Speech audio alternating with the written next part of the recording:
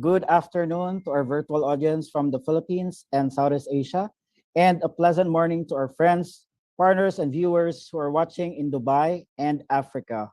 Welcome to the Science and Technology Virtual Business Forum and Business Matching Event. My name is Engineer Edward Palapigo from the Department of Science and Technology, and I will be your host for this event, which is organized by the Department of Science and Technology in partnership with the Department of Trade and Industry, Philippine Trade and Investment Center. We are coming to you live via Vernu, our official streaming partner, and also streamed via the Facebook and YouTube pages of the DOST Shared. The DOST is proud to showcase 10 of its funded technologies for artificial intelligence, water management, renewable and smart energy management, smart manufacturing and smart city, and textiles. And we will be hearing our 10 innovators pitch these technologies as one of the major highlights of this event. Right after the pitching session, a business-to-business matching activity will be held where the 10 innovators will have a one-on-one virtual meeting with businessmen, investors, and company representatives from the Dubai, UAE, Africa, and from our neighboring Southeast Asian countries to explore potential collaboration and investment. To officially kick this off, I would like to call to the virtual stage the Honorable Secretary of the Department of Science and Technology to give his welcome remarks. Let's give a virtual round of applause to Honorable Secretary Fortunato de la Peña.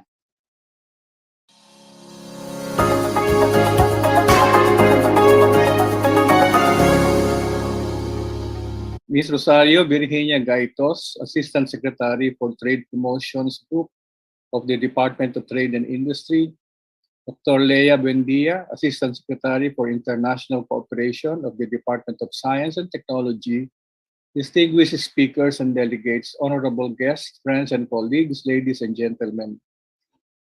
It gives me great honor and pleasure in extending my warmest welcome to all of you on behalf of the Filipino Science and Technology community to the Department of Science and Technology. I am very grateful, together with the Department of Trade and Industry, for accepting our invitation to be present in the Dubai Expo Science and Technology Business Forum and Business Matching event.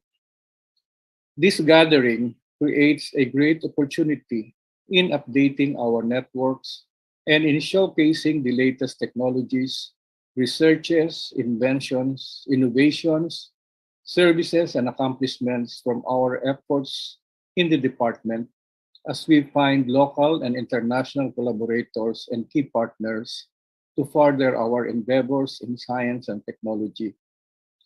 This also initiates endless possibilities to promote our local technologies in the international market in the same way that we seek to help our micro, small, and medium enterprises to find a wider and more diverse market group and potential clients. This event, co-organized by the DTI and the DOST through the Technology Application and Promotion Institute, our lead agency in the promotion of technology transfer and commercialization, and the Philippine Council for Industry, Energy, and Emerging Technology Research and Development, our Innovation Council, is rightfully anchored in Dubai Expo 2021's theme, Connecting Minds, Creating the Future. We are one with the belief that innovation and progress are the results of people from different fields and backgrounds who would not normally collaborate, coming together in new and unique ways to share ideas. These sessions will exhaust discussion on technologies that contribute to national development when commercialized, while benefiting local communities through artificial intelligence, renewable energy, water management, smart manufacturing, and textiles. The DOST, with its agenda, paints a sustainable economy founded on inclusive growth, high trust society, and globally competitive knowledge. Subsequently provided in the business to business meetings are platforms for a broad exchange of expertise and experiences in transforming or transferring technology inventions into innovations that bring societal welfare. We are very much aware of the efforts of the global community in practicing responsible entrepreneurship through the development, adoption, and commercialization of technologies as a means to uplift social and economic development as far as science and technology initiatives are concerned. And so, we are also very much keen and excited for you to hear the reports of our distinguished delegates in sharing the best technologies and innovations in keeping the commitment alive and well. Indeed, this venue is an accomplishment in itself as this opens more doors for future plans of action. If we continue our advocacy from the international platform that trickles down to the grassroots of our most rural localities, being the robust science and technology partner for all nations, especially in Asia and the Pacific, we can achieve everything. Again, welcome to Manila and mabuhay!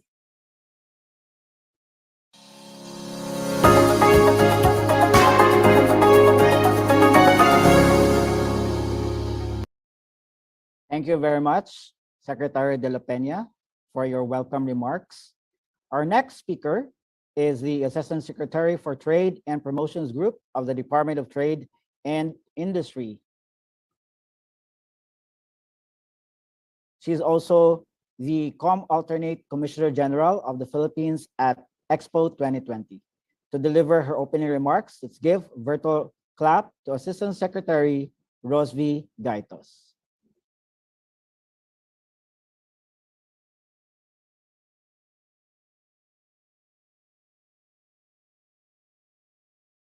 Acknowledge the presence of the Department of Science and Technology Secretary Fortunato de la Peña, Undersecretary Rowena Guevara, and Assistant Secretary Leia Buendia. The Department of Trade and Industry is pleased to collaborate with the DOST, who has been a staunch supporter of the Philippines' participation in Expo 2020 Dubai from the very beginning. Today's Science and Technology Business Forum and Business Matching event will highlight the next generation of technological advances and service innovations which we want to promote on the global scale. And Expo 2020 Dubai is the perfect platform to do so. We therefore welcome this excellent initiative of the DOST in bringing together 10 of our own brilliant Filipino minds to share with the world their vision and, most importantly, their tangible outputs. Today's event will be an eye opener for most of us, as we listen and be awed by the breakthroughs that the DOST has made in the quest for innovation in science and technology. I thank the DOST under the leadership of Senator Fortunato de la Peña and his team, as well as our resource innovators. Thank you to our Trade and Investment Office here in Dubai, headed by Commercial Attaché Charmaine Yalom, in facilitating this wonderful exchange of ideas that we hope will translate into real business opportunities in the very near future. I have confidence that it will happen sooner than we realize. Thank you. Thank you very much, Assistant Secretary Gaitos, for your opening message. All right, we're now ready to listen to the pitch presentation of the 10 DOST-funded technologies. But before I introduce our first set of presenters, let me just read a few house rules to ensure a smooth and orderly conduct of this event. The entire session will be recorded. Please keep your microphones muted for the entire duration of this conference. If you have questions or clarifications, please type it in the Q&A box, and we will read them later during the Q&A segment. For questions that will not be read during the Q&A segment, we will ask Recording in progress. the concerned innovator to answer them in the Q&A box. A PDF copy of the presentations and a copy of the recording will be shared to the participants via email. All right, so without further ado, our first set of presenters will showcase their technologies on artificial intelligence, smart energy management, and water management, beginning with Capital, a financing platform which enables lenders to lend to smallholder farmers. And to talk about Capital is its CEO and co-founder, Mr. Roel Amparo. Let's give him a virtual round of applause.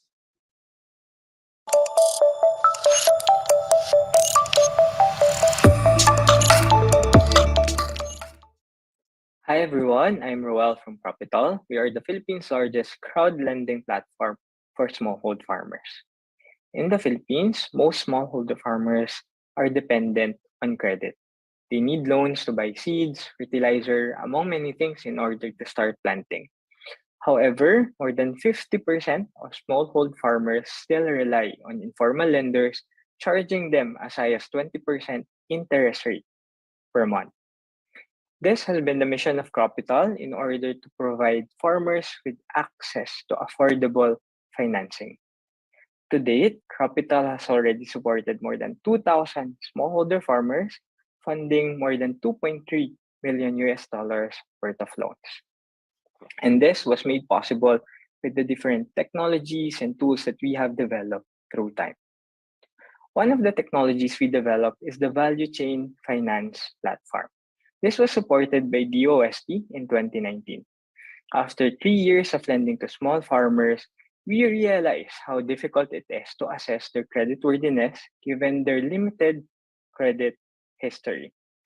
The goal of the VCF is for us to be able to utilize alternative datasets that are available and yet relevant to repayment behavior of farmers. The VCF is used by both our admin team and our field officers. The farmer-borrower data are collected, stored, and analyzed. Through the system, we are able to identify the high-impact data points that shows strong correlation to repayment and creditworthiness of a particular farmer. With analytics, we are able to develop various prediction models that help us understand further the risk of every individual farmer. The models with the highest predictive capabilities are the ones that are being used the following season. Models are also calibrated every 6 months or every after harvest season in order for new and fresh datasets to be considered and to be used to improve the models.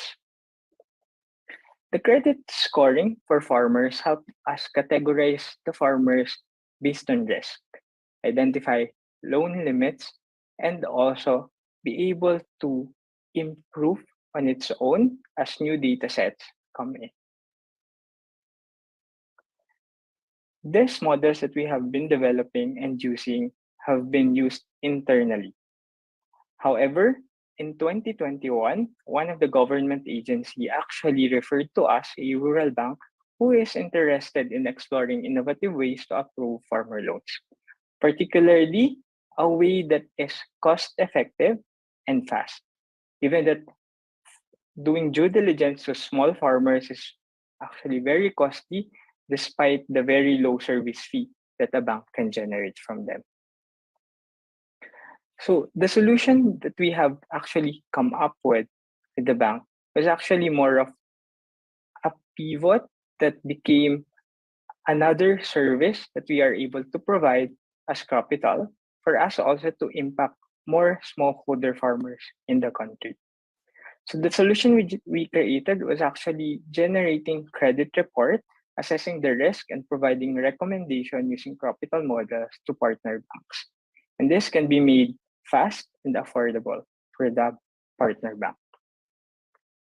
This is a sample credit report we are able to generate for them. The credit report shows the different risks and scores that a credit analyst of a rural bank may be able to look at and consider in approving a loan. We also have a part where we have an evaluation and recommendation that may be used or referred by the credit analyst to come up with the final approval decision. Implementing this is also very easy for rural banks as we have already made it um, as a form of appendix to loan applications of farmers. And for the external data sets that are being used, Capital is taking care of it. So what's next for this particular technology? The credit reporting service is an additional service that Capital was able to create last year based on the need also that came about. And we are also happy to see now two rural banks doing a pilot with us.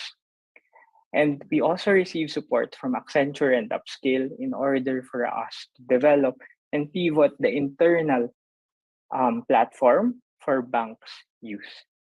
So again, this is Capital, and thank you so much for listening.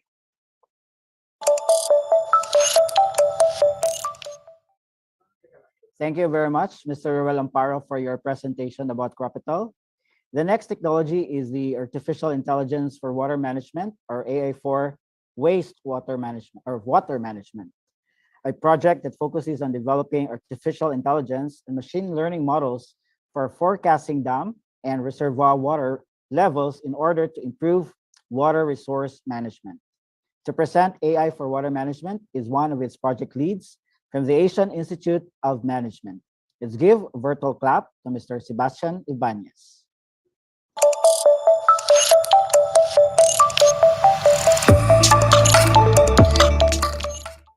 Good day.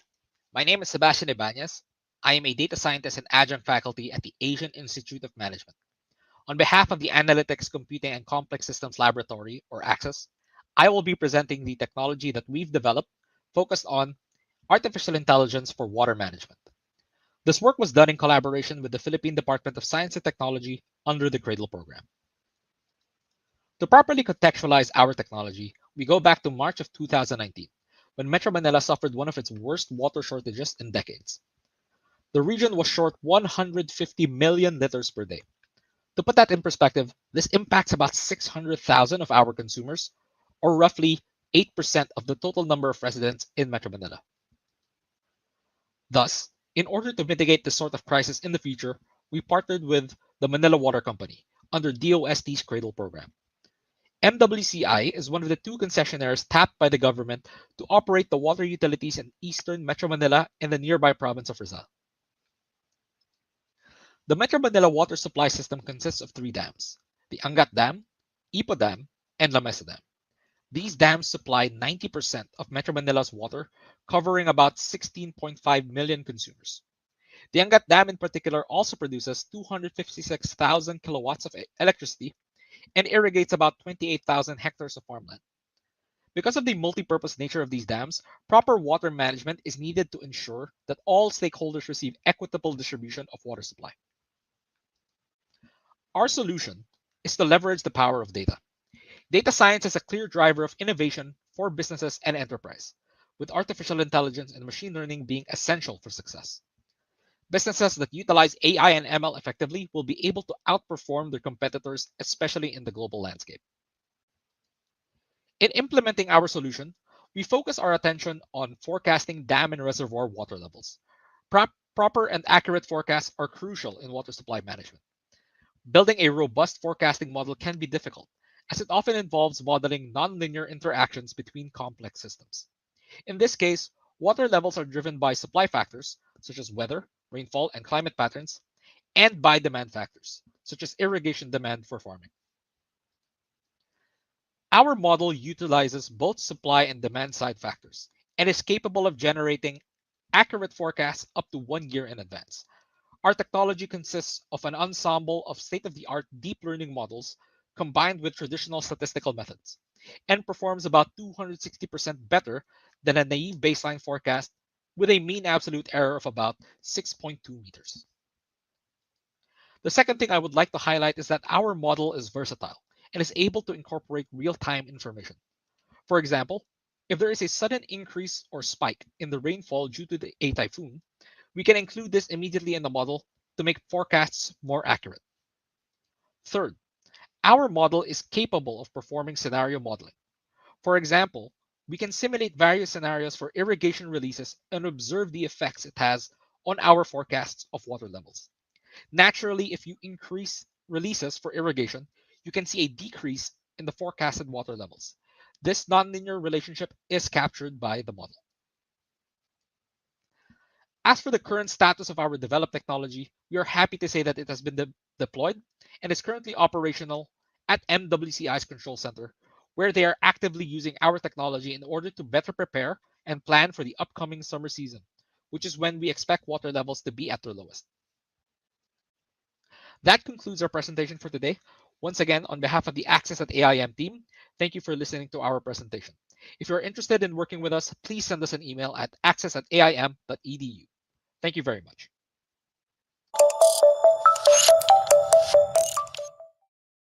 Thank you very much, Mr. Ibanez. Our next presenter will talk about their technology, Intellex, which is an end-to-end smart energy management system.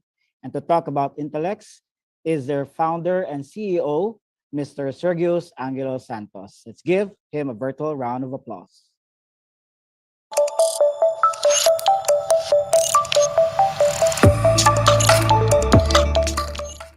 Hi everyone. So I'm Sergio Santos, CEO and one of the co-founders of Exora Technologies. Who are we as a company? We are an end-to-end digital energy solutions platform that is engineered to deliver electricity savings through our innovative technology. Our main vision as a company is to provide affordable and accessible electricity to all Filipinos. We have the second highest cost of electricity in Asia, and this is due to a lot of other factors, and we've seen multiple manufacturing plants moving their productions abroad primarily because of this. Thereby, we're losing in terms of the economic side and also the high sensitivity factor for individual Filipinos. We are a market validated technology servicing over 40 commercial and industrial facilities, and we have delivered a total of 1.7 million in terms of cost reduction for all our clients. How we want to position ourselves in the market is to be your lifetime energy partner. What do we mean by that? Think of us as an extension to your engineering and procurement team with powerful software tools for your benefit. We have two core products. Number one is the analytics, and second is the Exora Source platform. So for analytics, we can reduce costs if we don't understand your energy consumption data. We develop our own hardware device, a proprietary hardware device that can connect to any smart meters and sensors, and we can generate data from there in a very granular 30-second interval data for your electricity metrics. And we can view this in our dashboard through our real-time monitoring as well as historical monitoring, where you can generate dashboards, reports, custom fit for whatever need you want to have. May it be for compliance, for energy monitoring, or for further assessing in terms of energy efficiency or even energy savings. So here is how it looks like currently. We're currently further refining the machine learning angle of our technology so that everything will be more automated in terms of cost reduction. So our second product, we call it Exora Source. So how does it work? In the Philippines, we currently deregulated our energy market. Right now, before, what you know is you can purchase electricity from your franchise distribution utility or electric cooperative. But right now, you can purchase directly from energy suppliers. And the main plan of the government is to trickle it down all the way to the household level by 2023 and 2024. So we offer you the chance to select the fittest energy supplier through our live auction platform. How it works is that this is what you see as a customer, as one of the bids coming from one of the suppliers. And we have an enhanced competitive bidding process wherein suppliers can know their competitive position so that they can rebid and rebid so that the offers are really streamlined or the best that you can get from the market through our transparent system. We have regarded to have hosted the fastest digital energy procurement in the Philippines from 3 to 6 months to 2.5 weeks. Here are some of the key metrics that we use for contract optimization in getting you the fittest energy contract: previous bids, industry data, electricity profile, as well as your contract preferences. And for zooming it out a little bit, the expected process for your facility: we generate your energy profile, we do a live auction for you, we switch you to a new supplier, we install our analytics software, and then we provide an unlimited energy consultation support as long as you subscribe to our service. So here are some of our flagship clients, the big brands ranging from telecommunication, malls, farms, and different manufacturing plants in the Philippines. So we have access to 96% of the supply side in the Philippines. So choosing Ixora, you really won't miss out on any opportunity cost on talk in terms of talking to all the other possible suppliers. Just a brief photo of all the suppliers onboarded in our platform. We're a multi-awarded startup and where we won intellectual property awards from the Philippine Chamber of Commerce. We received a grant from the Department of Science and Technology. We also recently received an award for industry innovation under DOST, and we've won competitions from 2018 to 2019. Here is our patent. Here is our proprietary hardware called Xlink. We already have as utility model registration for our system. And just a brief context, right now our possible target market is around 3,000 customers, but this year it will lower to the 100 kilowatt segment as seen in phase 4, where we will increase our target market to 80,000 more possible customers. And the next year or so, it will increase to the residential level, which can bring our target market to around hundreds of thousands to possible millions of consumers. That's why we're actively doing a fundraising for this round. So we're raising a 1 million peso, a $1 million on a convertible note at a 3-year maturity date with 20% discounted rate, which we will mainly use for the operations, expansion of our operations technology, and to increase our customer base to around 4,600 by 2024. So Exora, your lifetime energy partner. Thank you very much. Thank you very much, Sergius, for your presentation about Exora. Moving on to our fourth presenter who will be discussing Charm, or the charging in minutes, the fast charging technology for electric vehicles. To discuss Charm is its co-founder and COO, Engineer Rovina Janelle Cruzate. Let's give her a virtual round of applause.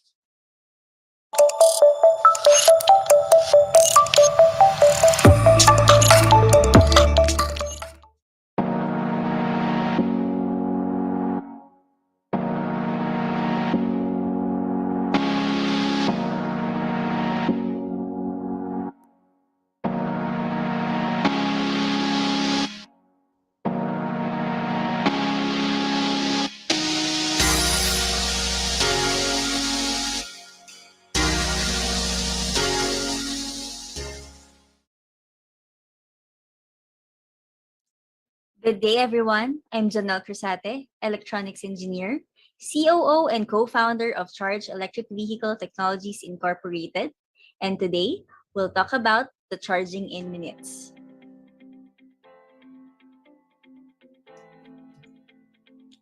The charging in minutes technology started with a research and development project funded by the DOST shirt to prove that fast charging can be done in the Philippines. This had a pilot deployment at Mandaluyong City in November of 2014. This was followed by a pre-commercialization project funded by DOST TAPI, which established a charging station in Kawayan City, Isabela in 2017. targeting to service the most common electric vehicles locally, which are the electric tricycles.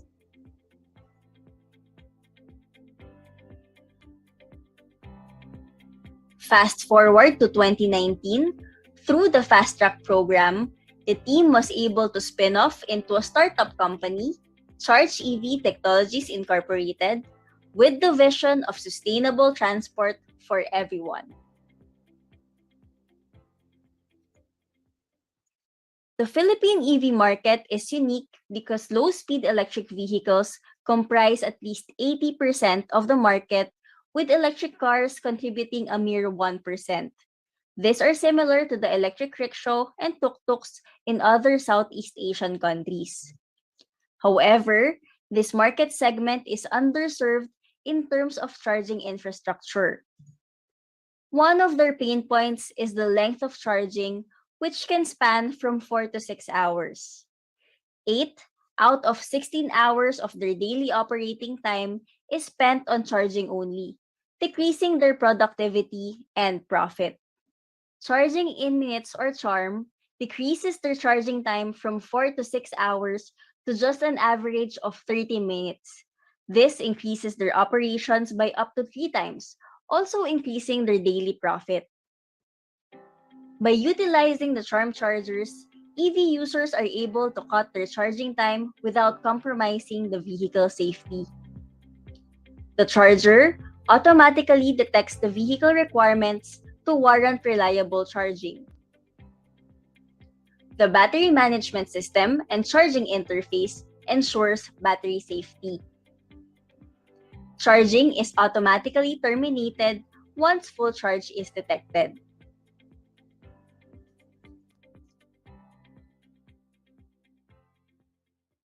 The charm system has a registered utility model, industrial design, and trademarks.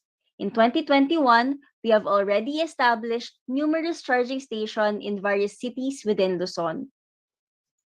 Charge Inc. also diversified into offering professional, technical, and testing services for electric vehicle companies. With the increase of support and charging infrastructure brought about by the fast charger, higher demand and adoption for LSEVs can be realized. And when we get to that 100,000 unit mark of deployed electric tricycles, we can reduce the annual petroleum consumption by 2.8%, or equivalent to 89.2 million liters. Going electric also means having a choice as to where we get our energy from.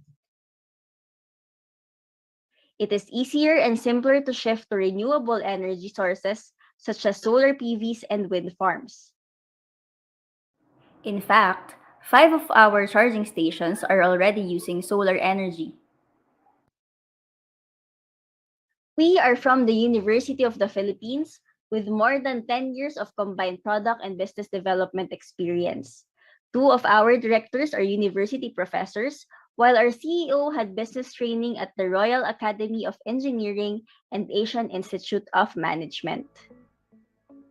We are Charm, charging in minutes, a spin-off technology that enables the continuous growth of the electric vehicle industry as we move towards the future of sustainable transport. Remember, charge fast, charge smart. Salamat at mabuhay!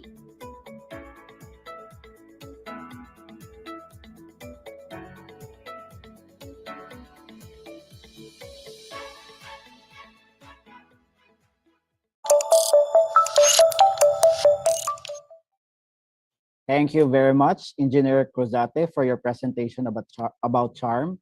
We're now down to our second to the last presenter for our first batch of technologies.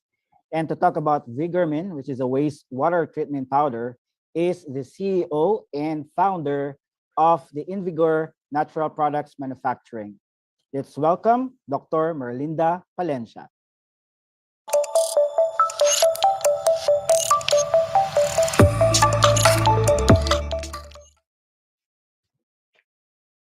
A pleasant afternoon to all. UNICEF and WHO reported that in 2025, fresh and safe water supply will be marginal and waterborne diseases will be severe public health threat. We are experiencing this now. Water pollution and scarcity of clean, fresh water is the biggest challenge of today. You and me, we are the main source of water pollution. UN Habitat reported that 90% of all wastewater generated is released to the environment untreated, as current water treatment generally involve complicated installation and costly operations. Vigormin is a natural, odor-free, and safe and ecology-friendly wastewater treatment. Vigormin can significantly reduce BOD, TSS, COD, and absorbs heavy metals such as mercury and other suspended solids. It is non-toxic, 100% natural, and odorless. It is stable in a dry condition. It does not contain microorganisms and has no enzymes. Vigormin is also effective in neutralizing strong domestic wastewater and can also neutralize strong and decomposed and rotten odor from organic solid waste. We started our commercial operation in 2020. Currently, we have two variants, V1 for wastewater treatment and V2 for solid waste management. For consumer residential market, Vigormin is 1 kilogram packaging. The 25-kilogram packaging is offered to industrial users. We provide free technical assistance for effective application of Vigormin and develop the modular, ecology-friendly domestic wastewater treatment, particularly from small, micro, and medium-scale industries. Vigormin is also effective in addressing the water problems of condominiums, tourism-related industries such as hotels, resorts, and restaurants, and of agribusiness firms such as poultry and piggery. Public sanitation facilities such as septic treatment plant, landfills, and water recovery facilities. It also improves significantly the quality of industrial wastewater such as food processing companies. Other wastewater treatment technologies use microorganism and chemical applications. Aside from rather complex application procedure, these technologies use various applications to neutralize odor and pH. Both applications need skilled staff and generally result to high cost. Vigormin can neutralize pH and odor while simultaneously treats the wastewater. Its application is so simple and safe, and its treated water can be reused for fertigation, thus making the treatment ecology-friendly and cost-effective. Vigormin products are now available in the Philippines market through regional distributors and selected supermarkets, and we can do the same in other countries. The suggested retail price for 1 kilogram packaging is about $5. Industrial and commercial users can purchase Vigormin in 25 kilogram packaging at $3.4 per kilogram. Regional distributors are given special volume-based price discounts.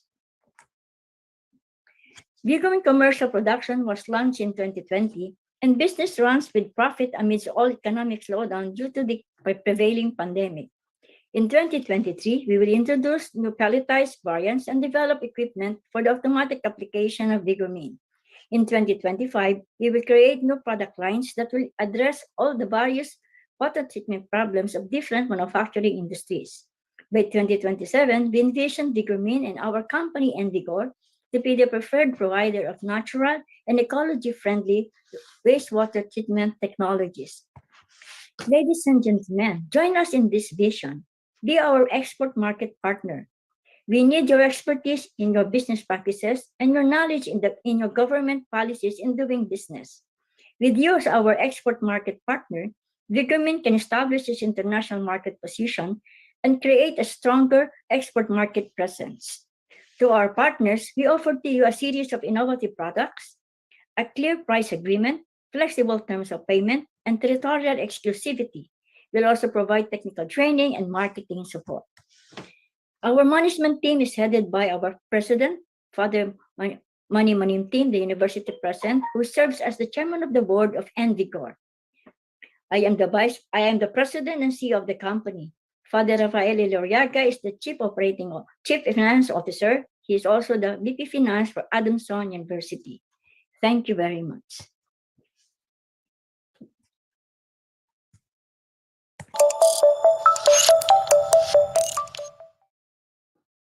Thank you very much, Dr. Palencia. The next water management technology is the RTAP, which is an intelligent supply and pressure management system that uses artificial intelligence. To present about RTAP is its founder and CEO of the Hiraya Waters Incorporated. Let's give a virtual round of applause to Mr. Stephen Larsha.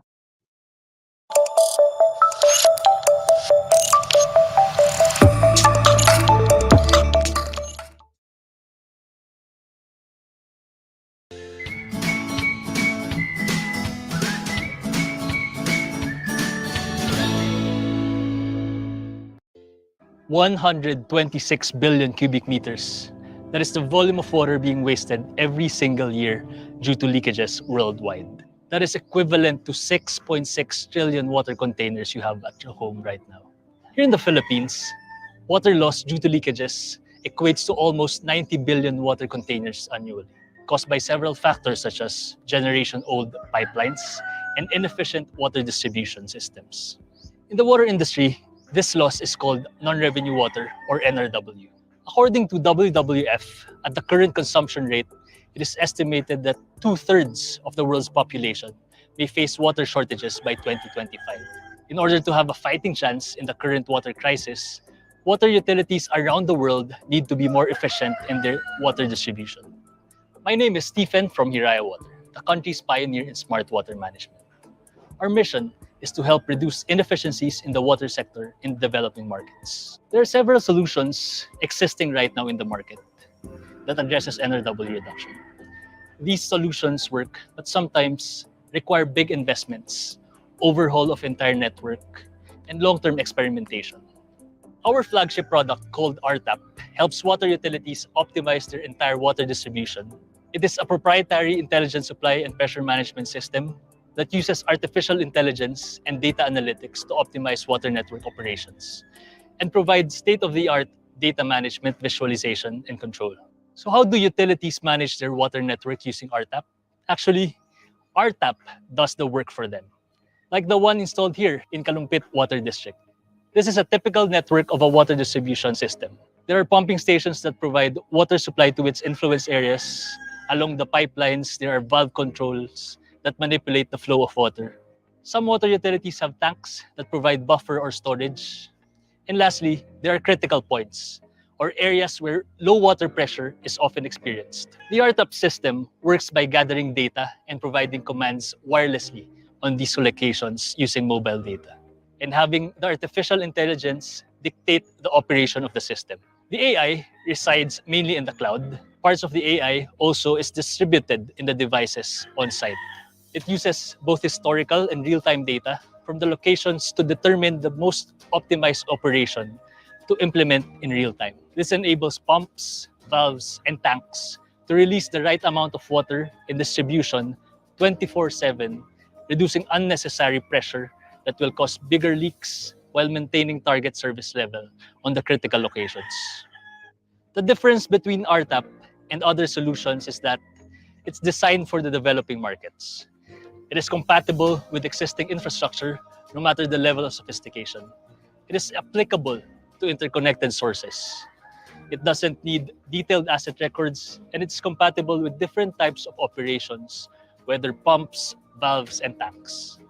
The power of RTAP does not stop with artificial intelligence. During this time in the COVID-19 pandemic, many water utilities realized the value of remote monitoring and control of their facilities. The RTAP system comes with a web dashboard and mobile application where users monitor and control their facilities anywhere they want using their gadgets. The dashboard highlights the most important parameters being monitored by the water utility and also provides data management, visualization, and report generation. RTAP also has an alarm system that alerts water utility personnel via SMS or app notifications when there are problems in the system, such as device faults and breakages along the pipeline. RTAP enables water utilities to have data-driven decision-making and optimized manpower. And more importantly, the benefit of the intelligent operation. NRW and power consumption will be reduced due to accurate supply and pressure management and optimized operation. Additionally, an increase in build volume will also be realized together with increase in lifespan of pipes, pumps, valves, and other assets due to well-managed distribution systems. We help the water utilities from small to big make their water distribution more efficient, and we will continue to reach more. Hiraya's vision is to make smart water management universally accessible. Sustainability of RTAP lies in its business model that is based on shared value. As long as water utilities and communities use RTAP, they gain from its use. And as long as RTAP continues to provide value, these water utilities and communities continue to share with Hiraya a portion of the value it continuously creates.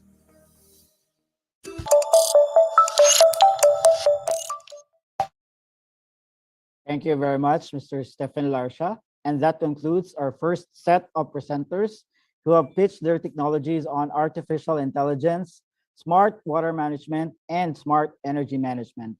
At this juncture, ladies and gentlemen, I would like to request or invite once again to the virtual stage Sir Stephen Larsha, Sir Sergio Santos, our earlier speakers, Ruel Amparo, Sir Sebastian Ibanez, Ms. Janelle Cruzate, and Dr. Linda Palencia for the question and answer segment. I'd also like to request them to kindly open their cameras so they can be put on the spotlight. And also to moderate the discussion is Mr. Matthew Brian Villanueva of the Technology Applications and Promotions Institute. Let's give Mr. Villanueva a virtual round of applause. Thank you, Edward. All right, we just heard from some of our innovators doing innovations in AI, smart energy management, and water management. And what an exciting way to kick off our program after hearing from some of the most promising startups and researchers in the Philippines. So welcome once again to our speakers, Mr. Ruel Amparo, Mr. Sebastian Ibanez, Mr. Sergio Santos, Dr. Merlinda Palencia, and Mr. Stephen Larsha. So we have a chance here to get to know more of our speakers. So our colleagues will be fielding questions from the audience here on Zoom and on Facebook. And so if you have any questions for any of our speakers we just heard, go ahead and type them in the Q&A of our Zoom or in the comment section of our Facebook Live. So to start our Q&A for our first session speakers, I'm actually throwing in my personal question. I think everyone can answer this question. So every sector in society has experienced some sort of hurdle during this pandemic. How are you growing as a startup or as an innovator in spite of the restrictions brought by the pandemic? So we can probably start with Mr. Amparo. Hi everyone. Good afternoon. Answer the question. Actually, with the pandemic happening, we were in somehow forced to actually work remotely as a team. It was really also a good thing that we have been developing our systems internally, particularly to enable everyone, all the data, all the systems to be digitally on cloud. So actually, it made the shift easier, especially doing the digitization and all the things that we're working on. But aside from that, definitely it was really difficult mobility-wise for the team. But it was a good thing that there were a lot of support also coming from the US and a couple of others that makes it easier for us to do it. Thank you, Roel. How about let's hear from Mr. Sebastian Ibanez and how your team has coped during the pandemic. I think that this pandemic has really shown or tested a lot of the agility of these organizations, especially since as we are very technology focused. Agility is really important in order for us to deliver on a lot of the innovations that we develop. And I think that the silver lining for the pandemic has really been the push for digitization. It has definitely accelerated a lot of the things that DOST is trying to push for, and for that we are grateful for DOST's help in making our technology possible. Right. So can we hear from Mr. Santos and how Exora has adapted through the pandemic? Thank you, Matt. Yeah, as mentioned by some of my colleagues here, the angle here for us really is that Exora Technologies, we are digital at our core. So the push for digitalization and in a way the openness of people in trying out new technologies that are digital was to an advantage for us, specifically because number one, it increased productivity in terms of the clients that we can meet, in terms of the exposure that we can have. So thank you, DOST, for some of the events that you've invited us in as well. And then secondly, the openness of people in terms of digital technologies, exploring it, and then seeing that it actually works and that they can actually have more productivity with pushing for these technologies, help us gain even more momentum as a silver lining to this pandemic. So yeah, thank you, Matt. Thank you, Sturgis. And maybe can we hear from Charm, from Mr. Leo Tayo, how Charm has plowed through the pandemic, how Charm has adapted through the pandemic? Yes. So actually, the pandemic has been, especially challenging to us.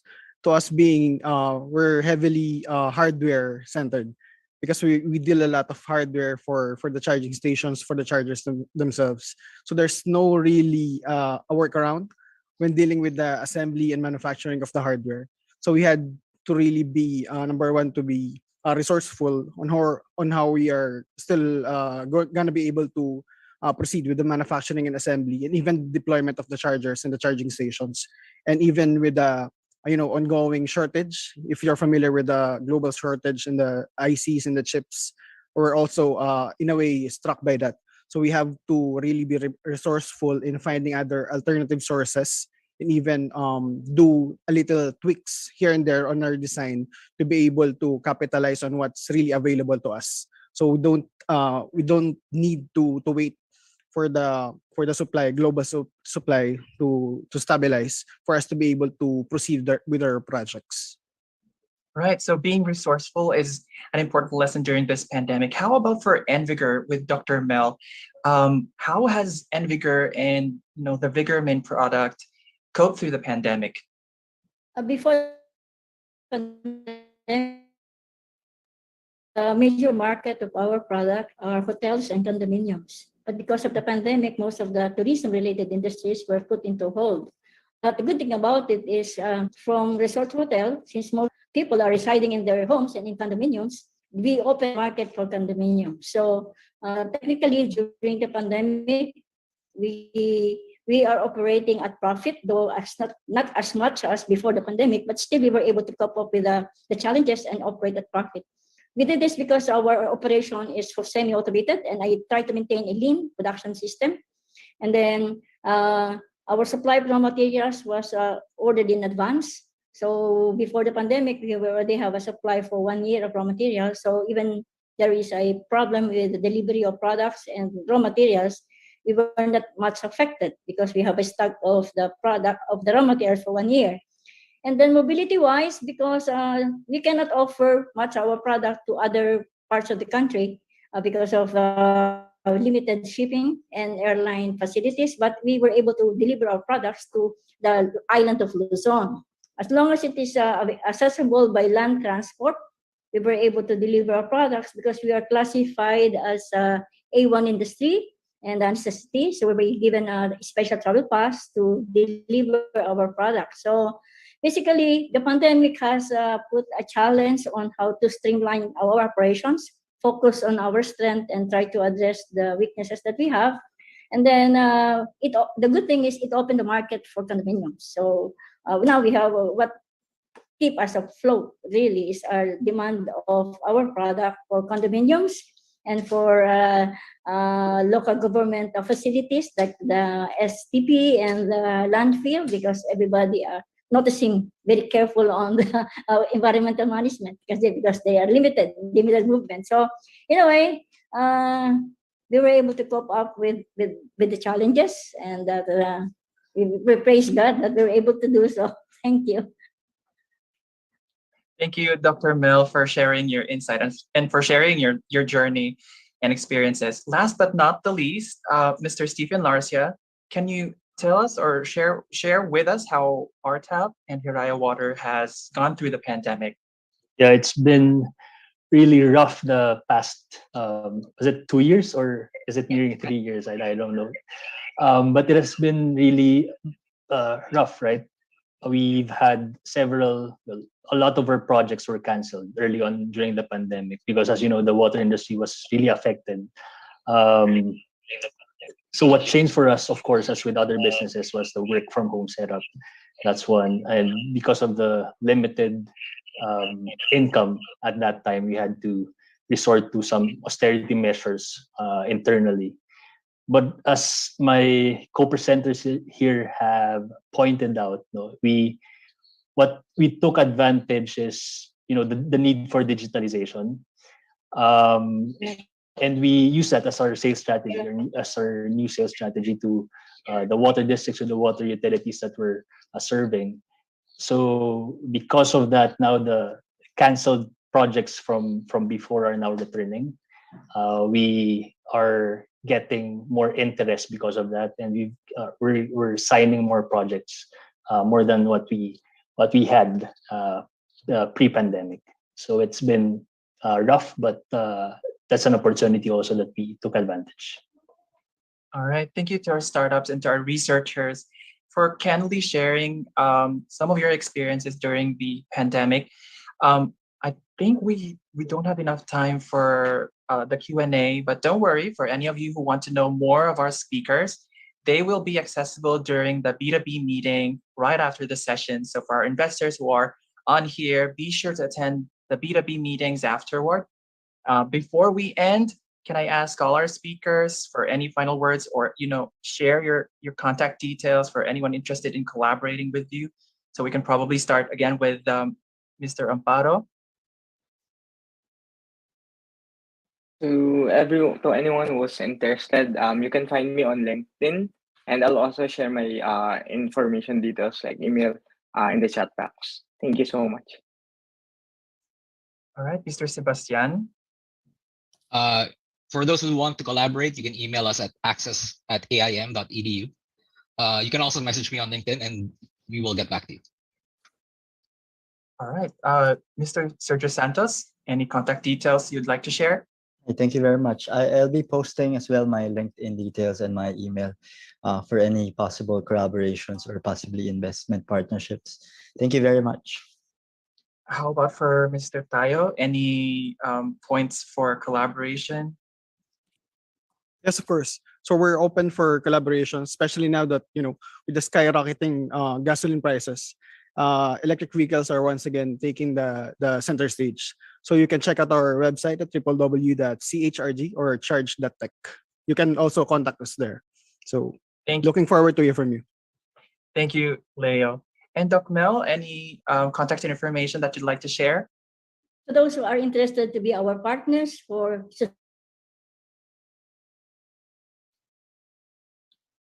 Okay, so we're having a bit of technical difficulty. Hello. Yes, we can hear you, Dr. Mel. So please just contact us through the email address and telephone numbers in the chat box. Thank you, Dr. Mel. And last but not the least, Stephen. I know a lot of you have returned to your provinces. If you want your provinces, your communities to have better water supply, connect us to your water service provider, local water service provider. Contact us, info@hirayawater.com. Contact me directly, Stephen@hirayawater.com. All right, thank you, everyone. Before we end, I'd like to take this opportunity to get everyone into a photo op. So upon the cue of our technical team. And I'll just give the cue now. So all right. Can you all smile, face the camera? So on my cue, 3, 2, 1, smile. All right. So thank you very much.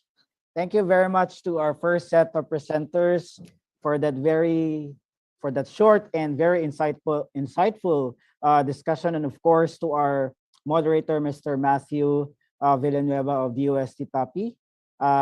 Thank you, Stephen. Thank you, Dr. Palencia. Thank you, Leo, Sir Ibanez, Sergius, and of course to Ruel. It's nice to know that you've been doing well despite all the things that have happened this past years, and we're looking forward to your success. This juncture, before we proceed and listen to our second set of presenters, we will be having a 5-minute health break. So I would encourage everyone to go grab your coffee or stretch, and we will see you again after 5 minutes. Thank you very much.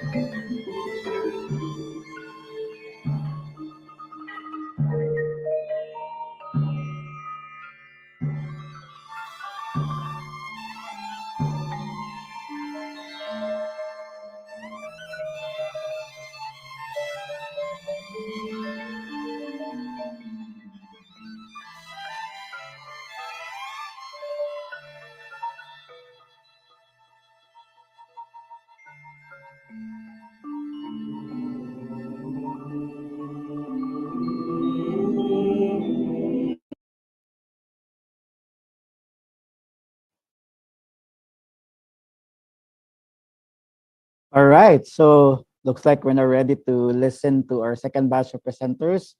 So welcome back, everyone. What you have seen, as shown earlier, is a video about the Bangkota, which is our official pavilion at the Expo 2020 in Dubai. And I was so fortunate to have personally witnessed myself and visit the Bangkota. And it makes me proud being a Filipino that our culture and heritage is being um, promoted at the Expo Dubai 2020. Before I proceed, let me also acknowledge the presence of our honorable guest. To name a few, we have also in the Zoom room our Honorable Undersecretary Rowena Cristina Guevara. We also have DOST Assistant Secretary Lea Buendia.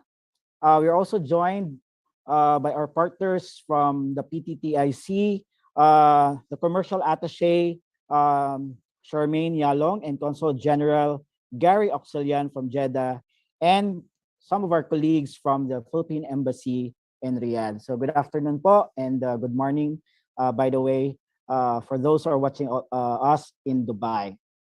All right, so we're now ready to proceed with the second set of presenters. For this batch, four researchers will be pitching their technologies for smart city, smart manufacturing, and textiles. We begin with the Access Knee technology, which is a total knee replacement system that is designed for a wide range of sizes. To present Access Knee is the president of the Orthopedic International Incorporated. Let's welcome Engineer Jude Sassing.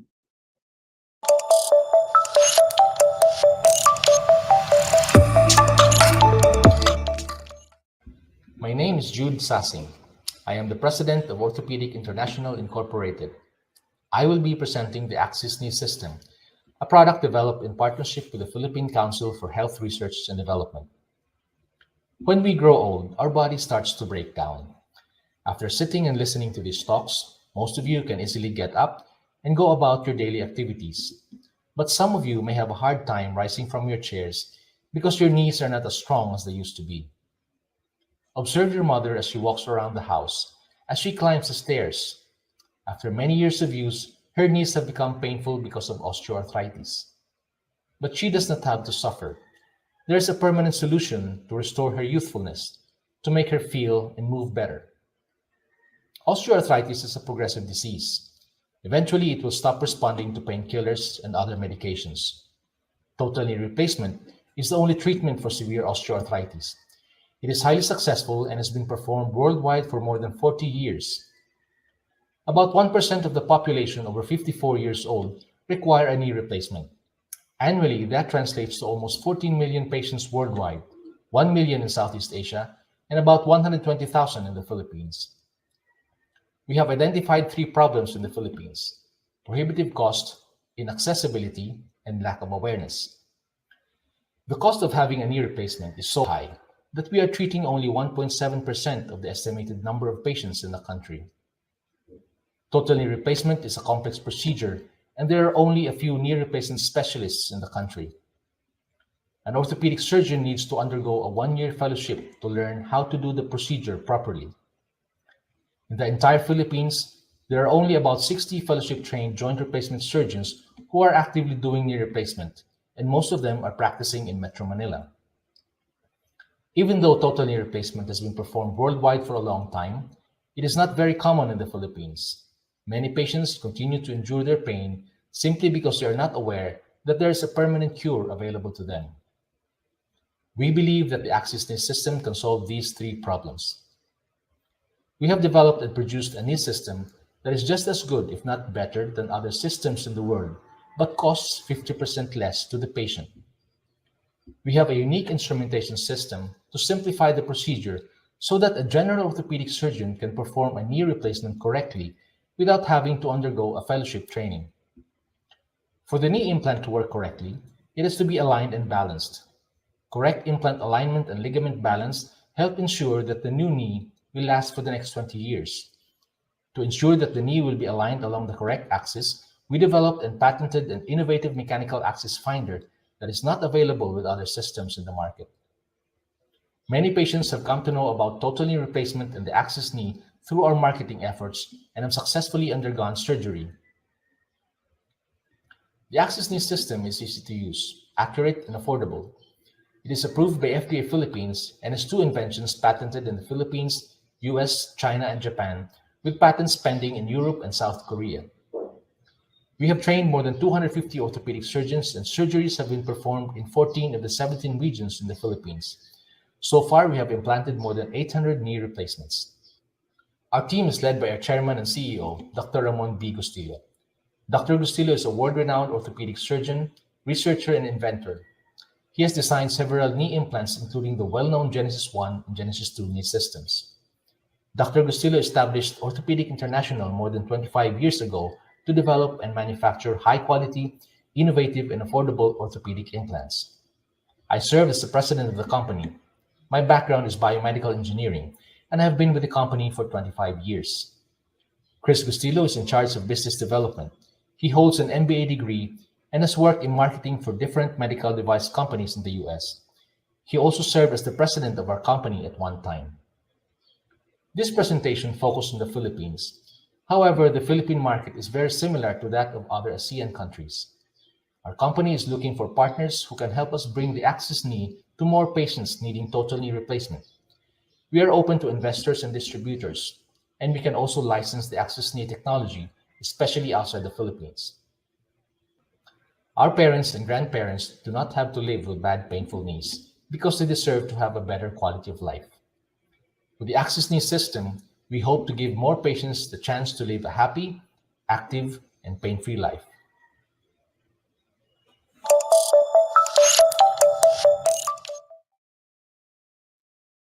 Thank you very much, Engineer Sassing, for your presentation about Access Knee. Before I introduce our next speaker, let me acknowledge also the presence of Consul General Maria Paz Cortez of our Philippine Embassy in Bahrain, who is also joining us in the forum. We're also happy to be graced by the Ambassador of Nairobi in the Philippine Embassy in Nairobi, Ambassador Charlotte Tang. All right, so our next presenter will be discussing their technology called ASHER, or short for the Universal Structural Health and Evaluation Monitoring System, which is a 24/7 building structure health monitoring system composed of an advanced accelegraph and a web portal system. To present ASHER is the founder and the president of ASHER Technologies Incorporated. Let's give a virtual round of applause to Dr. Francis Aldrin Uy.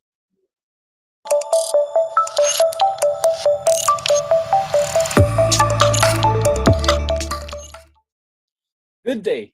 I'm Dr. Francis Uy, the founder and Chief Vision Officer of ASHER Technologies from the Philippines. Our country is very beautiful. Unfortunately, it's located along the Pacific Ring of Fire and the Typhoon Belt. This is the reason why disaster risk reduction is so important to us. I still remember myself 30 years ago when we were hit by the Great Luzon earthquake. I was only 11 years old when it happened. I can still remember myself helpless, lying down on our school ground, praying for it to stop and for it to be over. It was a 7.8 magnitude earthquake.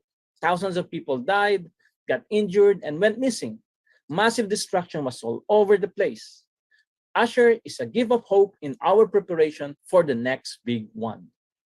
In many parts of the world, a strong earthquake is imminent. It's not a matter of if, it's a matter of when. The UNDRR promotes to every country the 7x7 global targets to reduce mortality, affected people, economic loss, and damage to critical infrastructures due to forces of nature like an earthquake. We are also encouraged to strengthen our strategies, our international cooperation, and access to early warning systems and other disaster risk reduction systems. To give an example, in 2015, the Philippines, through the Department of Public Works and Highways, issued the guidelines implementing rules on earthquake record instrumentation for buildings. In summary, the guidelines require us to do the following: mandatory installation of structural health monitoring system, constant monitoring, data retrieval and interpretation, data storage and archiving.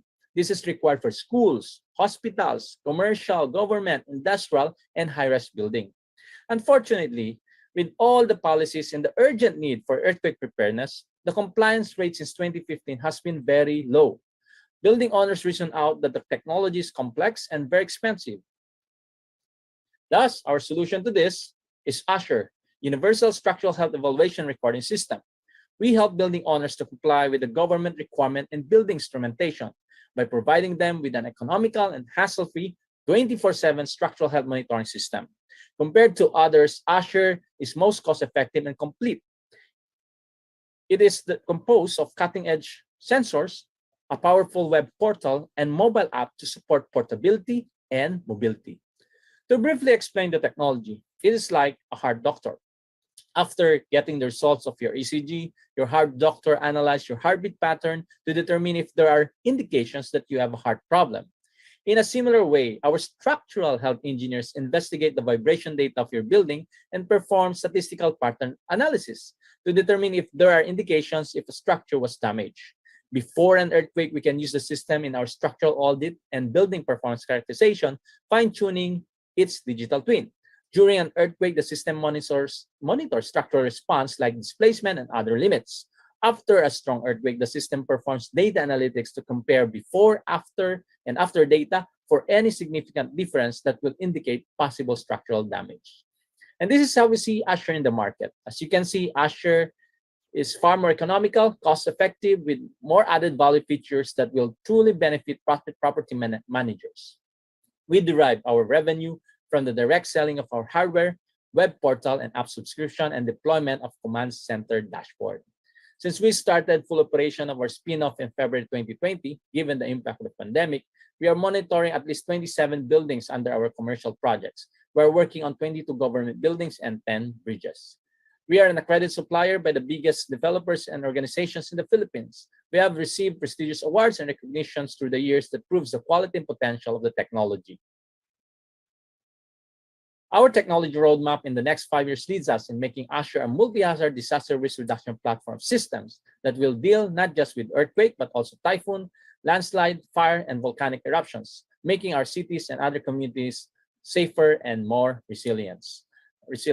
The market is huge. Structural health monitoring market was valued $7.94 billion in 2019 and projected to reach $22.62 billion in 2027. We hope to partner with global organizations for us to bring the benefits of Azure in more parts of the world, a more economical and advanced multi-hazard disaster risk reduction system. So come and partner with us. Let's usher in a safer and more resilient world.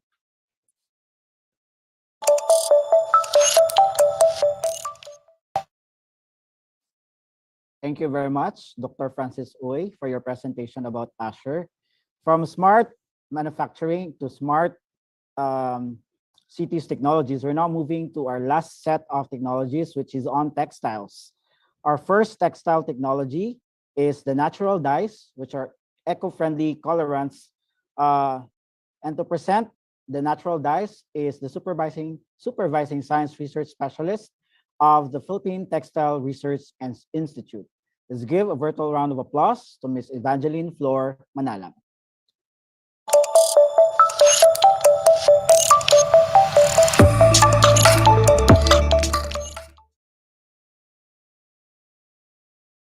Have you imagined a world without colors? A world of shades of white and black like this in the picture. Boring and unexciting, right?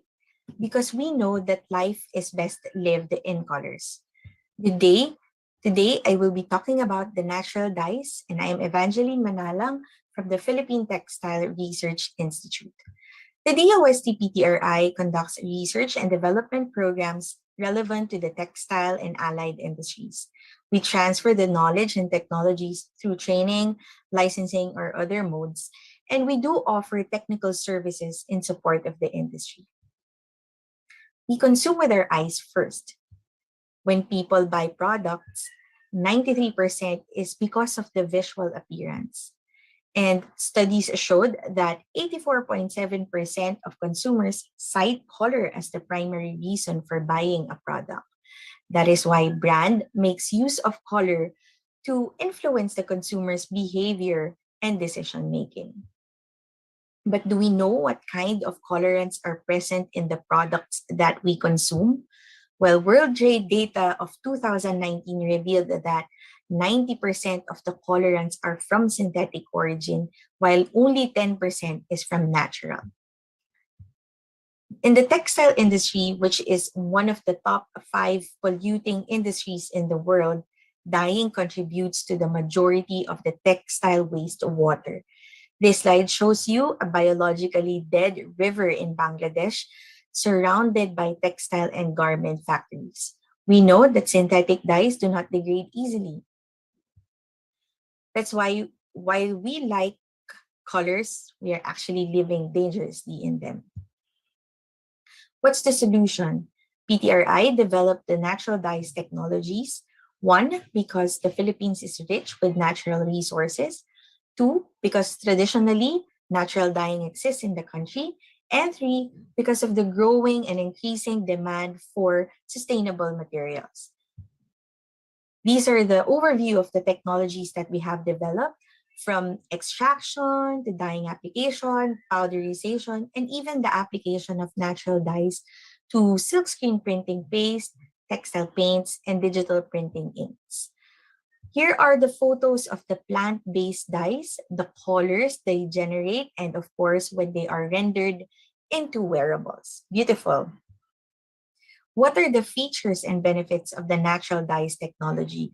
Well, over the synthetic dyeing, of course, ours is more eco-friendly. And over the traditional dyeing, it has higher productivity, improved color fastness, prolonged shelf life.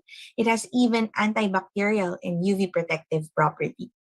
We have tested the technologies with various companies in the textile and garment sector, handicrafts, and even the creative industries like artists and designers. A company named Earth, a Filipino-based company, actually adopted our technology and they make use of it to dye garments which they sell abroad, like in the US, Japan, and so on. Another company is Nardas. What's the intellectual property status of the technology of PTRI? Well, we have a patent pending technology. We have applied it through the Intellectual Property Office of the Philippines. How does it compare? Well, with synthetic, of course, ours is more eco-friendly, and over traditional dyeing, our technology is simpler. That's why it's highly adaptable to existing dyeing and finishing mills. And what's important is its performance is at par with industry standards. There are a lot of possible business models with natural dyes, but I'd like to cite one example. So, a company named Natural Craft Connection Enterprise licensed the technology of our institute. Well, this company is a manufacturer and exporter of abaca-based carpets and rugs. So through our technology, the company was able to integrate natural dyeing to the abaca fibers, and then these fibers were converted to carpets and rugs. And now they're also selling powders, and they can also offer dyeing services for those who are interested to have their fibers, fabrics colored. So what do we need? Well, as a research and development institute, we are looking for possible research partners for the standardization, certification, and eco-labeling of natural dyes. And for the benefit of our technology licensees, we are looking for international market of natural dyes and naturally dyed product. We can link you to our adopters. And if you're interested to invest on the natural dyes technology-based business, we can link you to these companies present in the Philippines. So what are the opportunities? Well, there's very little or there's a lack of dyes and colorant manufacturers in the Philippines. Philippines, being one of the mega diverse country in the world, has a lot of natural resources which we can tap to produce wide spectrum of artisanal colors. And of course, you can help us promote healthy alternative to the harmful dyes. So if you're interested, please do contact us. Our email is flashed on the screen. And let us color the world naturally. Thank you very much.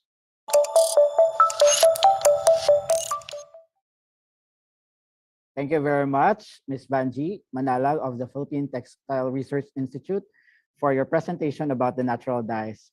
I'd also like to acknowledge the presence of the Director of the Technology Applications and Promotions Institute of the DOST TAPI, who is one of the organizers of this event. Welcome to this forum, Attorney Marion Decena. The last but definitely not the least presenter will be talking about the Philippine tropical fabrics, which are natural fibers like abaca, banana, and pineapple leaf produced, spun, woven, or knitted and finished in the Philippines.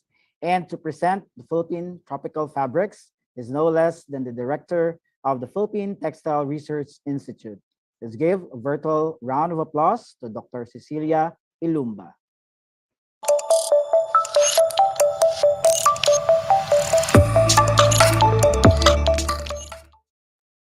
Hello, everyone. I'm pleased to speak to you today of Philippine tropical fabrics. To begin with, Philippine tropical fabrics are natural in origin. We focus on natural textiles for a number of reasons. First, the abundance of natural textile fibers which the Philippines enjoys. More than 600,000 hectares of abaca, banana, and pineapple leaf and plant-based fibers also are a revealed comparative advantage, meaning there's a higher export demand for them, as can be noted in the left-hand chart of a 10-year trade showing the upward green swing. We also have a population of 110 million Filipinos, and a study indicated that we can only produce about 16% of our textile requirements. Basically, therefore, most of what we use are of imported synthetic origin, which brings us to the fourth motivation. These microfibers contribute to the pollution of ocean waters as well as other bodies of water. While we have the natural textile fiber sources, the supply chain has remained undeveloped. This is where the Institute has put its focus, the development of the textile ecosystem, starting with the conversion of natural textile fibers into input material. And for this, at the heart of the Institute's suite of solutions is a patented pretreatment technology. We show here the transformation process from raw material to raw fiber to the pretreatment, which is at the center of the slide, and this goes into input material for yarn spinning or for non-woven production. The goal, in addition to enabling the material supply, is to generate higher local value addition where the transformation will be at source by processors and makers who also ideally reside in the location. With a technology readiness level of 8, the pretreatment technology has been applied to a number of NTFs. We show the value transformation here with bamboo in the main frame, and abaca, banana, and pineapple leaf at the right-hand side of the slide. They all exhibit the check mark, indicative of the high change in value which we seek to attain at the local level. Our primary market is captive. By virtue of the Philippine Tropical Fabric Law, Philippine government employees are required to use fabric with a minimum content of pineapple leaf, banana, abaca, or silk for their uniform requirements. This will equate to 20.5 million meters of PTF. And if we were to spread the fabric over 4 possible natural textile fiber sources, we will only use 2% of the known sources of supply, which, to be clear, are very much on the ground. Presently, pineapple leaf make up 10%, abaca 21%, banana pseudostems 69%, and which, by the way, like the pineapple leaf, are byproducts. There is also a robust community of designers and social enterprises. Here are some products that have used processing or materials processed from textile technologies of the Institute, from pineapple leaf to abaca, even sugarcane bagasse, albeit that they make use of PTRI facilities. Some products exhibited in the 2022 teleconference, from cotton fibers and the cotton spinning system. We also experimented with the long staple spinning system with the cellulosic fiber lyocell. The spots were on the left are in 50-50 bandala yarn blended with lyocell, the first of its kind. For workwear on the right, 50% pineapple leaf fiber was used in combination also with lyocell. These fabrics were power loom woven and enzyme treated at commercial facilities to prove their scalability. What we need is scale to industry and industry to scale. We have an underserved market in Philippine tropical fabrics and natural textile products by way of 1.7 million government employees and mainstream fashion for both the domestic and export markets. There is strong interest from the international front. We have received inquiries from East Asia, South Asia, Eastern and Western Africa, the Caribbean, and South America. If we are targeting 1.7 million government employees, it will take 71 regional yarn production and innovation centers, or RIPICs, to be able to accomplish the goal. The hope, therefore, is to achieve commercial scale of spun yarns of 20,000 kilos per month or 240,000 kilos per year. So instead of just 13,200 kilos per year of the RIPIC, we will need 7 years if we only had 1 mill, or 7 commercial mills of scale, and we can do it in 1 year's time. Because given the thousands of handloom weavers in the country, they constitute a backbone in the region. Simply put, if we can use what we produce and can produce what we use, science, technology, and innovation would have contributed to national economic development made real for us in the experience with some weavers from Yagao, Iloilo, who exemplify the idea that if one can weave, there's no need to leave. If we have textiles, we will have a very robust economy, local and national. So please meet our team at the inauguration of the RIPIC in Iloilo and our contact information. Thank you very much, everyone. We look forward to meeting up with you and to working with you.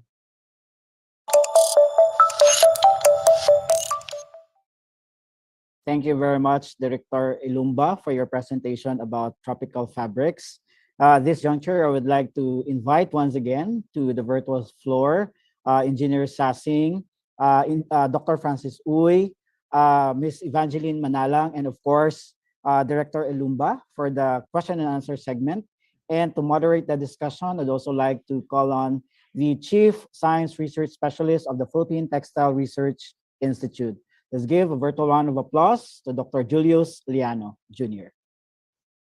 Sir Julius, take it away. Hi, magandang hapon po sa inyong lahat. Good afternoon, everyone. We'll now shoot on the first question. I hope our speakers are already pinned on the screen. There you go. Director Alumba is here. Of course, Engineer Sassing, Ms. Manalang, and hopefully Dr. Uy. Okay, so while waiting for them, the past 2 years has basically been in its most transformative and revelatory capacity, has probably given you a time to step back and assess your technologies and innovations in the context of what we have been through. Now, emerging from that, how do you assess, or how do you now look at the competitive advantage of your technology or your company or your innovation in the context of the local market and the prospects of going international? So maybe we could start with probably Engineer Sassing. Yes, thank you for inviting me here and for the question. The pandemic has affected our industry, not just us, but the worldwide in the orthopedics companies, because many elective surgeries have been postponed because of the pandemic. What we have going out of this, I think, are one of the advantages of our product, and even before the pandemic, is that locally it is very affordable. It allows surgeons in different parts of the country to do the surgery. It's designed to be easier to perform. And in the context of travel, patients don't have to travel anymore to big cities, because this can be done in the regions, in the provinces, where doctors have been trained to perform this particular surgery. And this is also now more affordable. So it is now within reach for more patients in the country. Thank you very much. I think Dr. Uy is not yet here. Maybe we could proceed to Ms. Manalang. Good afternoon. So thank you for your question, Sir Jules. So basically, there are a lot of lessons we have learned from the pandemic. And one of the lessons that we have learned is that we have to be self-reliant as a country. And we have to look at what we have in our country before, importing. So as I have presented earlier, we have seen that there's really a demand for colorants, but the availability of colorant in the Philippines is largely imported. So we know that our natural dyes has a lot of things to tackle, has a lot of things or issues to tackle, especially when it comes to sustainability. But at the end of the day, with the value proposition, the value adding feature of natural dyes, our stakeholders, the MSMEs, can actually tap the natural dyes so that they can recover in this time of post-pandemic. Thank you. Director Alumba. Hi, thank you very much. Good afternoon, everyone, and thank you, Julius, for the question. As Bang highlighted, self-reliance in materials it became very pronounced because the PPEs became a scarce material during the early days of the pandemic. And what we have realized at that point is, as we work with naturals, you realize that we are really accumulating tons and tons of single-use disposable masks or PPEs for that matter. And so the idea of natural, something that will biodegrade and will be something that will be an ecological solution, or as a response to the needs of the planet, this became even more highlighted because we see them even before this. The idea of microplastics in the environment, microplastics or fibers in our water system already became an issue or a problem. Now, with your big pieces of face masks or PPEs that are disposable and yet not biodegradable, the need for more natural materials that can help us mitigate all of these environmental hazards or considerations has become even more pronounced. So the technology on naturals has become even more meaningful for us at the Philippine Textile Research Institute. Okay, thank you very much. Dr. Uy, if you were tuned in earlier, we were talking about assessing the competitive advantage of either the technology, your company, or your innovation in the context of what had happened in the past 2 years. Can you give us a glimpse of how you look at the Usher, for example, in the context of the prospects in the local market and in the global scene? Good good day to everyone. Well, in the case of Usher, basically, it has been a challenge for us. I think maybe for everyone, because of the impact of the pandemic. Because we started our full operation in February in 2020. Then come March 2020, where we started to really experience or be affected by this pandemic. And with that, we're able to. What we did is really since the market, of course, the demand went down. What we did is we really work on partnerships and other activities that would prepare us for what we are facing now, which is, of course, where the economy is trying to that should get better now. And I think we've done a lot of that of those activities, and I think this will be able to see the fruit of those of our labor on those aspects. But of course, the construction industry is quite huge, and development, especially during this administration, the build program of the government, which I believe will be continued by the next administration, and this will really give us now a better position, especially that we're the only Filipino-made technology of this kind. And I think that's very important, especially in the area of disaster risk reduction and management. It offers a lot of sustainability, as well as a better choice for developers here in the country. We hope, of course, through engagement or events like this, we also be able to bring Usher in other countries, and the concern or the risk comes to earthquake is not just true for the Philippines. There are at least 15 countries along the Pacific Ring of Fire, and we hope that we'll be able to bring this Filipino-made product in other countries soon. Thank you very much. So we have one question here from DOST, the Philippines DOST ASIC, Leia Buendia, natural dyes being used for food. Maybe for Ms. Manalang, can you tell something about this? Are there any initiatives other than using natural dyes for textiles? Good afternoon, Asik Leia. Actually, there is. So at the DOST, this is actually funded by PSHRD.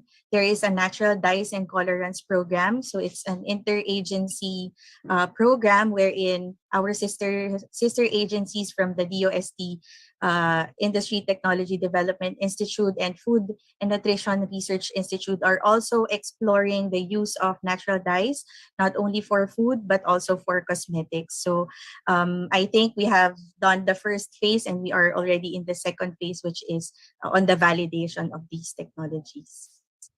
Okay, thank you very much. So I'll now we're about a few minutes away from the end of the Q&A, but I'll just have one very last question for everyone. Dr. Uy mentioned about the big one. So what is that big one that separates your technology or your innovation from the world? So maybe we'll start the other way around. Maybe we'll start with Director Ilumba and then go all the way to Dr. Engineer Sassing afterwards. Thank you. Well, worldwide, as we know, there's a lot of focus on synthetics. And there is, I'm not going to knock the value of synthetics, but essentially, if we're looking at the sustainability or a sustainable fashion system or textile ecosystem, it brings us now to the idea of how are we going to regenerate not just the production process, but certainly the use of the materials and the processes. And so we are looking at the circularity models. We would like to be able to see how we can use cradle to cradle perspective versus cradle to grave. And I'm sure that everybody else is looking into that. But I think our one key advantage is that the Philippines is so rich. We have such an abundance of these materials that we must actually put this into priority because we simply have so much of them, and it would seem not very prudent of us to make use of what it is that we already have in our country. So it's really the idea of looking at circularity and sustainable fashion economy that we are looking out for. Thank you for the question, Julius. Thank you very much, Ms. Manalang. Well, for me, the big one or the biggest challenge for the textile industry actually would be, of course, the waste that it can be generated. So as I have mentioned, textile is very much a polluting industry. So it's only a ticking bomb wherein our water systems will be, polluted and covered with this non-degradable colorants. So what sets natural dyes apart from the synthetic dyes is basically its biodegradability. So we hope our consumers and also our businesses can tap or can make use of natural dyes technology so that they can promote responsible production and consumption. Thank you. Dr. Uy, please. You are the one who mentioned the big one. So what's that big one that's now separating Usher from the world? Or going global at least? I think you're on mute.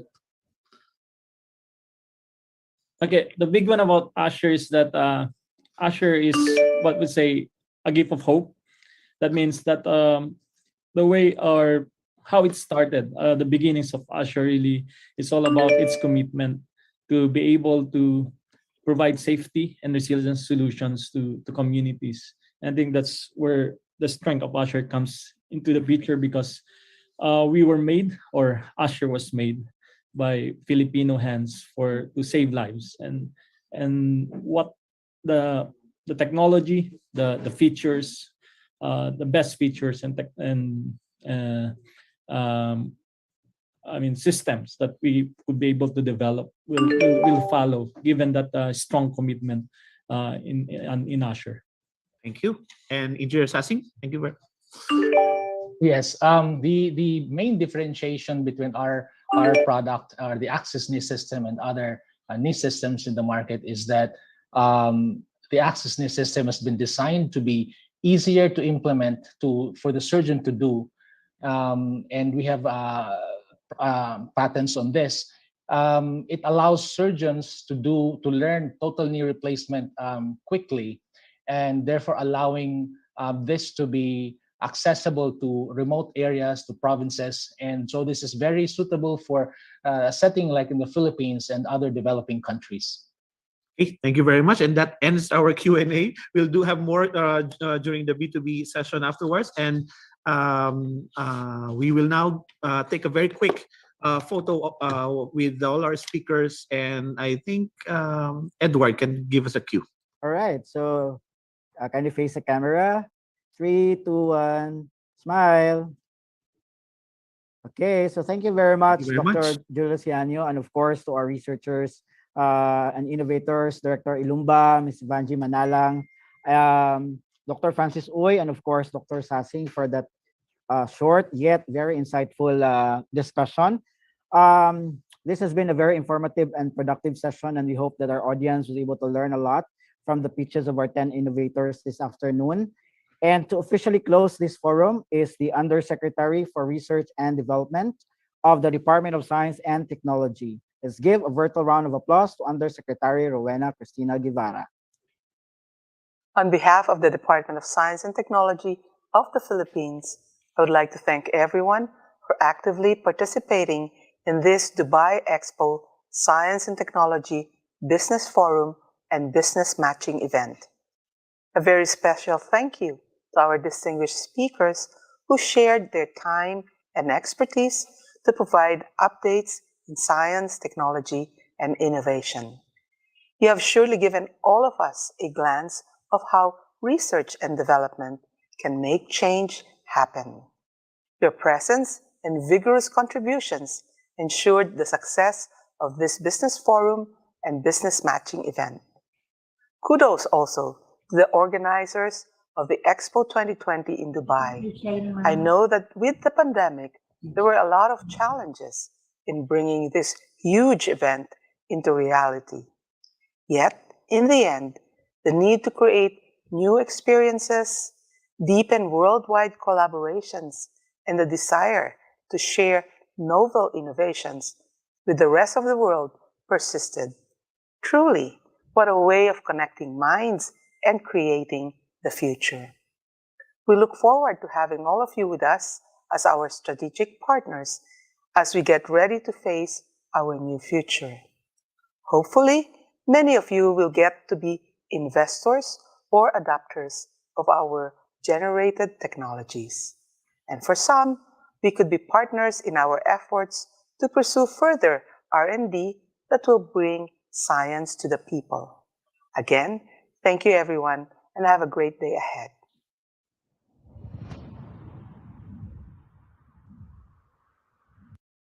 Thank you very much, Undersecretary Guevara, for that closing message. And that officially ends the Science and Technology Virtual Business Forum. We'd like to thank the Department of Science and Technology, DOST PSHIRD, DOST TAPI, and the DTI PTIC for making this event possible. We'd also like to express our gratitude to everyone who has joined us virtually from the Philippines, Dubai, Africa, and other parts of Southeast Asia via Vernu, our official broadcast platform. We hope to see you again at our events in the future. Again, this is Engineer Edward Polapigo. Before I close this, we'd also like to request our audience to kindly scan the feedback form.